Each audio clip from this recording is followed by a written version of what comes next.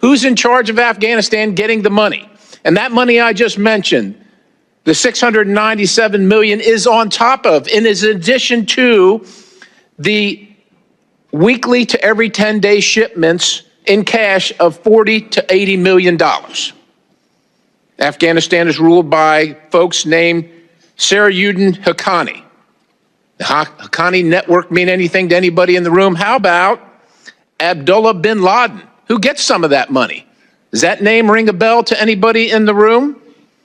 Because your money, $697 million annually, plus the shipments of cash, funds madrasas, ISIS, Al-Qaeda, Boko Haram, ISIS Khorasan, terrorist training camps. That's what it's funding. If you think that the program under Operation Enduring Sentinel, entitled Women's Scholarship Endowment, which receives $60 million annually, or the Young Women Lead, which gets about $5 million annually, is going to women who, by the way, if you read the Inspector General's report, is telling you that the Taliban does not allow women to speak in public. Yet somehow you're believing, and American people are supposed to believe, that this money is going for the betterment of the women in Afghanistan. It is not. You are funding terrorism, and it's coming through USAID. And it's not just Afghanistan. USAID was created through executive order in 1961 by President Kennedy, long having lost and strayed from its mission, lost its direction. Even the Clinton administration tried unsuccessfully to reform it. And we spend, I don't know, somewhere between $40 and $50 billion annually on this organization. And with the things that you hear, well, many of us, probably most of us in the room, agree with projecting America's power for the good of all the world around the globe. Quite honestly, if our enemies were asked to design a foreign aid program that would actively undermine the United States of America at maximum cost to the taxpayer, they would be hard-pressed to create a scheme more effective than USAID.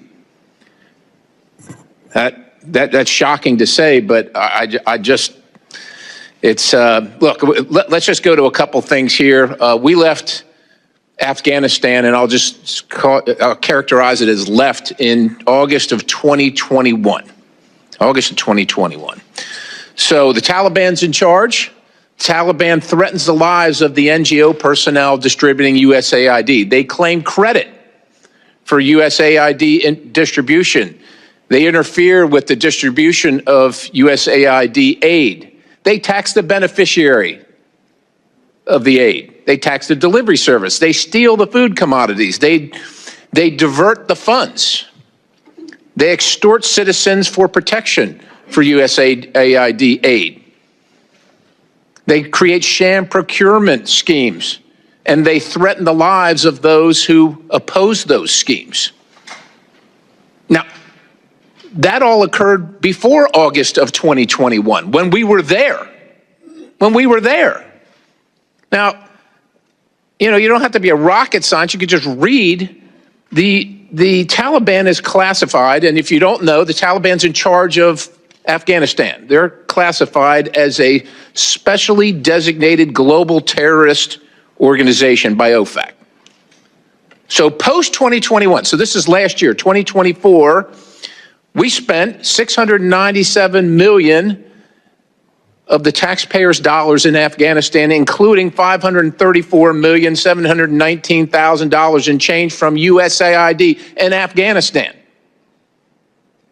I don't know what we think we're going to change in Afghanistan. We lost 22,000, lost or wounded 22,500 Americans in Afghanistan over the course of our term there in the war, spending over $2 trillion.